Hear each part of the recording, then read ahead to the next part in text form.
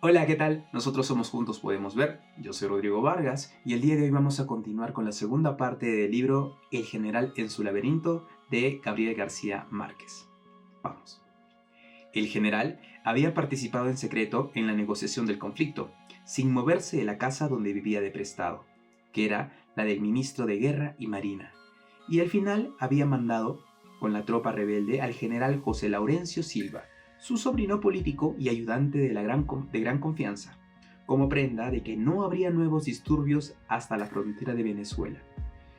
No vio el desfile bajo su balcón, pero había oído los clarines y los redoblantes y el barullo de la gente amontonada en la calle, cuyos gritos no alcanzó a entender.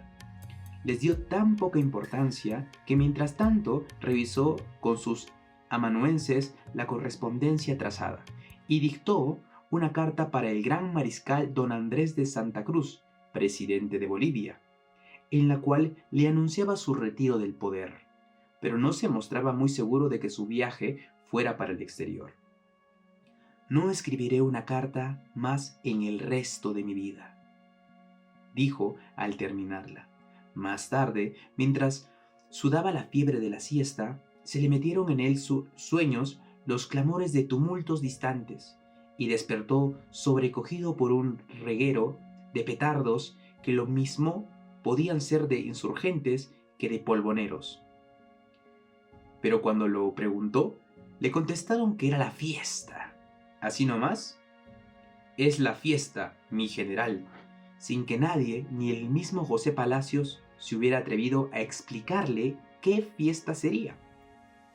Solo cuando Manuela se lo contó en la visita de la noche, supo que eran las gentes de sus enemigos políticos, los del partido demagogo, o demagogo, el partido demagogo, claro, como él decía, que andaban por la calle alborotando contra él a los gremios de artesanos, con la complacencia de la fuerza pública.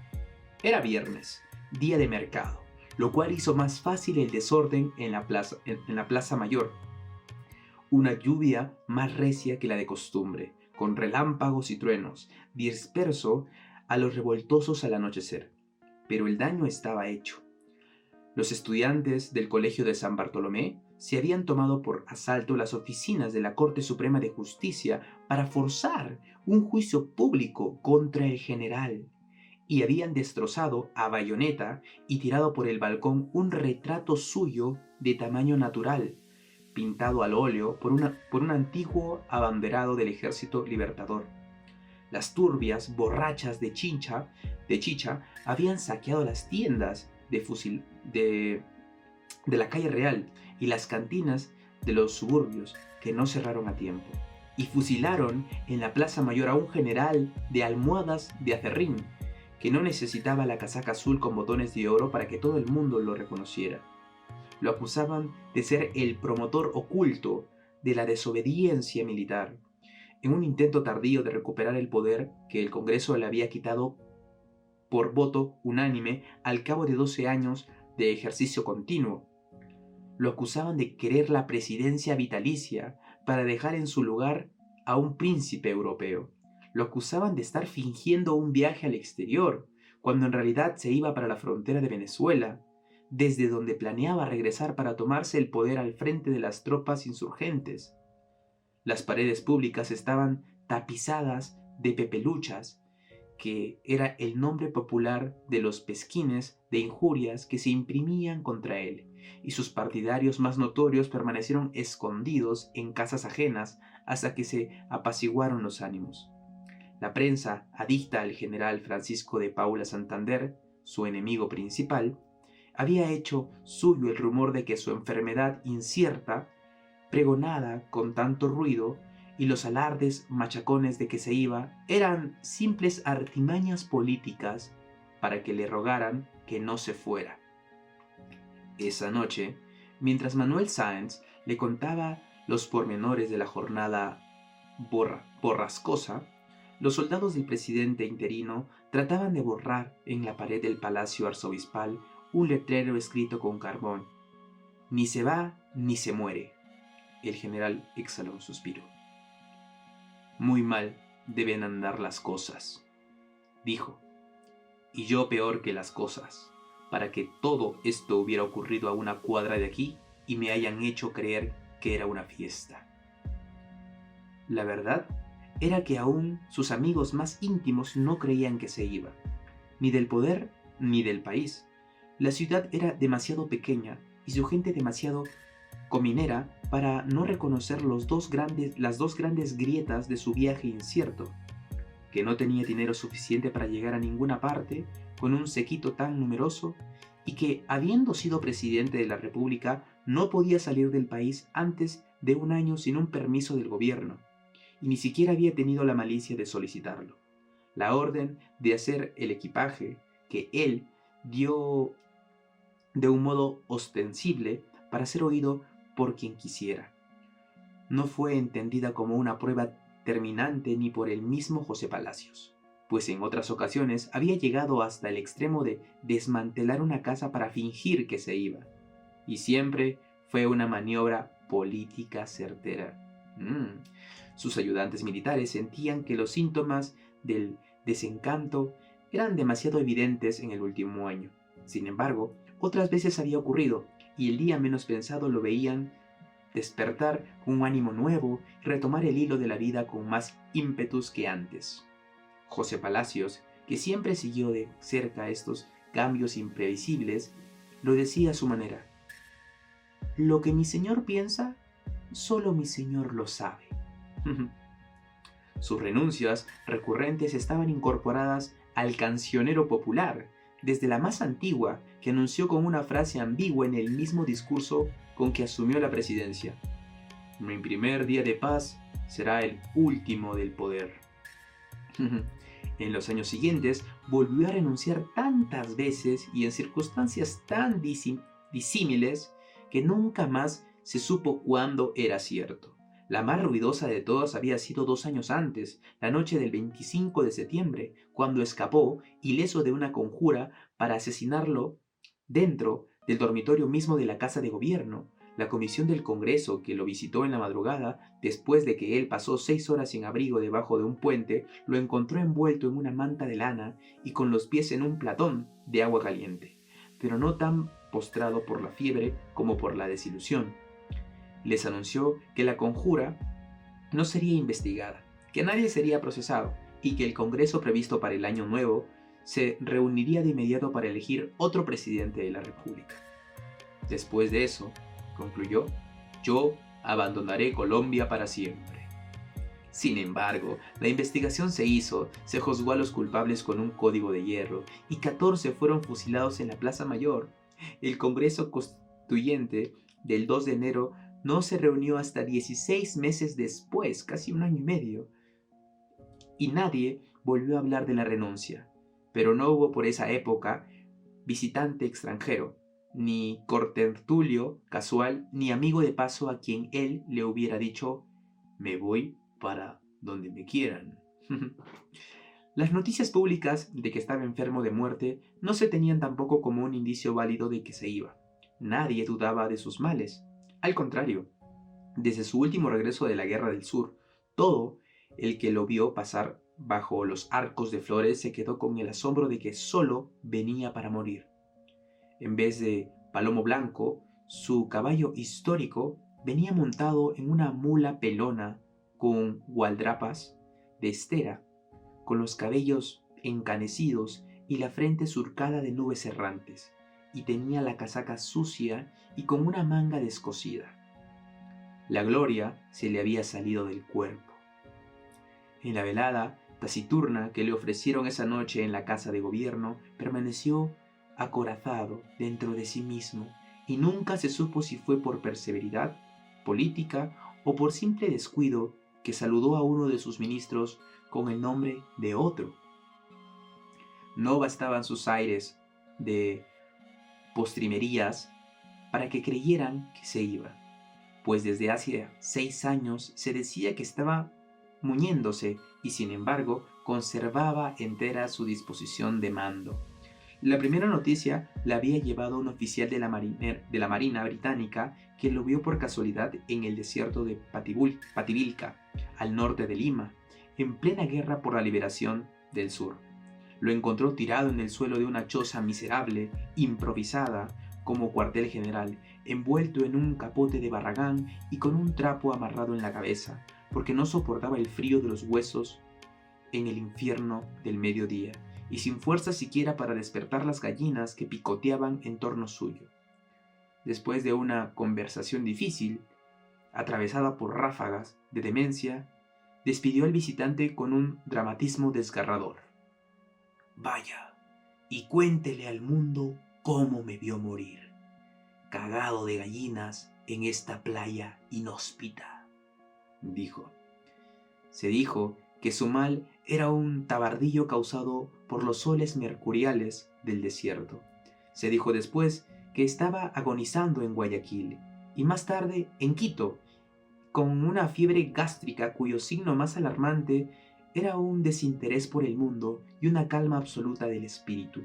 Nadie supo qué fundamentos científicos tenían estas noticias, pues él fue siempre contrario a la ciencia de los médicos y se diagnosticaba y recetaba a sí mismo, basándose en La Médecine à votre manière de Donestier, un manual francés de remedios caseros que José Palacios le llevaba a todas partes, como un oráculo para entender y curar cualquier trastorno de cuerpo o del alma.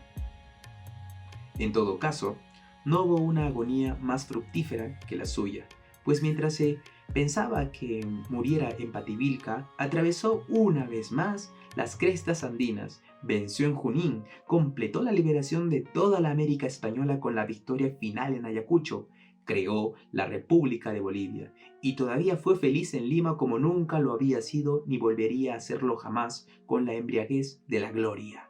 De modo que los anuncios repetidos de que por fin se iba del poder y del país porque estaba enfermo, y los actos formales que parecían confirmarlo, no eran sino repeticiones viciosas de un drama demasiado visto para ser creído.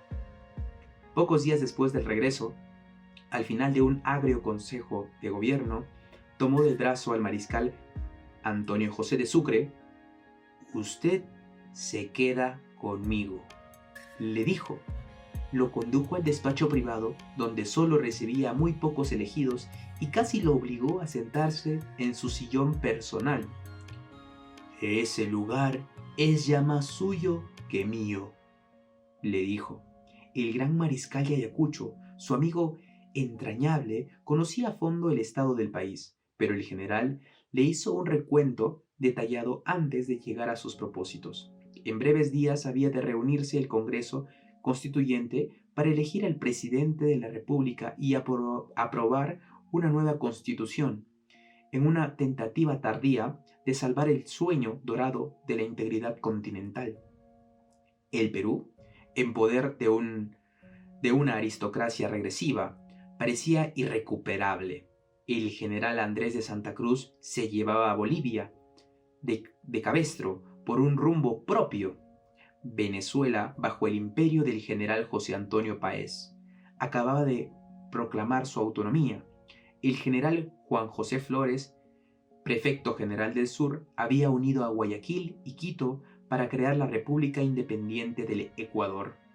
La República de Colombia, primer embrión de una patria inmensa y unánime, estaba reducida al antiguo virreinato de la Nueva Granada. 16 millones de americanos iniciados apenas en la vida libre quedaban al albedrío de sus caudillos locales. En suma, concluyó el general, todo lo que hemos hecho con las manos lo están desbaratando los otros con los pies.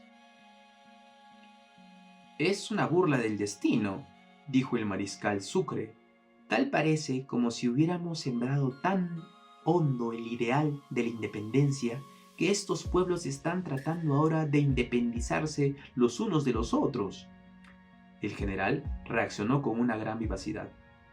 No repita las canalladas del enemigo, dijo, aun si son tan certeras como esa. El mariscal Sucre se excusó. Era inteligente, ordenado, tímido y supersticioso, y tenía una dulzura del semblante que las viejas cicatrices de la viruela no habían logrado disminuir. El general, que tanto lo quería, había dicho de él que fingía ser modesto sin serlo. Fue un héroe en Pichincha, en Tumuzla, en Tarqui, y apenas cumplido los 29 años había comandado la gloriosa batalla de Ayacucho que liquidó el último reducto español en la América del Sur. Pero más que por estos méritos, estaba señalado por un buen corazón en la victoria y por su talento de estadista. En aquel momento había renunciado a todos sus cargos y andaba sin ínfulas militares de ninguna clase, con un sobretodo de paño negro, largo hasta los tobillos, y siempre con el cuello levantado para protegerse mejor de las cuchillas de vientos glaciales de los cerros vecinos. Su único compromiso con la nación, y el último, según sus deseos, era participar como diputado por Quito en el Congreso Constituyente. Había cumplido 35 años, tenía una salud de piedra y estaba loco de amor por doña Mariana Carcelén, marquesa de Solanda, una hermosa y traviesa quiteña casi adolescente, con quien se había casado por poder 2 años antes y con quien tenía una hija de 6 meses. El general no podía imaginarse a nadie mejor calificado que él para sucederlo en la presidencia de la República. Sabía que le faltaban todavía 5 años para la edad reglamentaria por una limitación constitucional impuesta por el general Rafael Urdaneta para cerrarle el paso. Sin embargo, el general estaba haciendo diligencias confidenciales para enmendar la enmienda. «Acepte usted», le dijo, «y yo me quedaré como generalísimo, dando vueltas alrededor del gobierno como un toro alrededor de un rebaño de vacas». Tenía el aspecto desfallecido, pero su determinación era convincente. Sin embargo, el mariscal sabía desde hacía tiempo que nunca sería suyo el sillón en que estaba sentado. Poco antes, cuando se le planteó por primera vez la posibilidad de ser presidente, había dicho que nunca gobernaría una nación cuyo sistema y cuyo rumbo era cada vez más azaroso. En su opinión, el primer paso para la purificación era apartar del poder a los militares, y quería proponer al Congreso que ningún general pudiera ser presidente en los próximos 4 años, tal vez con el propósito de cerrarle el paso a Urdaneta. Pero los opositores más fuertes de esta enmienda serían los más fuertes, los mismos generales. «Yo estoy demasiado cansado para trabajar sin brújula», dijo Sucre. «Además, su excelencia sabe tan bien como yo que aquí no hará falta un presidente sino un domador de insurrecciones. Asistiría al Congreso Constituyente, por supuesto, e incluso aceptaría el honor de presidirlo si le fuera ofrecido. Pero nada más. 14 años de guerras le habían enseñado que no había victoria mayor que la de estar vivo. La presidencia de Bolivia, el país vasto e ignoto que había fundado y gobernado con mano sabia, le enseñó las veleidades del poder. La inteligencia de su corazón le había enseñado la inutilidad de la gloria, de modo que no excelencia, concluyó. Concluyó. El 13 de junio, día de San Antonio, había de estar en Quito con su esposa y su hija para celebrar con ellas no solo aquel onomástico, sino todos los que le depara el porvenir, pues su determinación de vivir para ellas y solo para ellas en los goces del amor estaba tomada desde la Navidad reciente. «Es todo cuanto le pido a la vida», dijo. El general estaba lívido. «Yo pensaba que ya no podía sorprenderme de nada», dijo, y lo miró a los ojos. «¿Es su última palabra?» «Es la penúltima», dijo Sucre.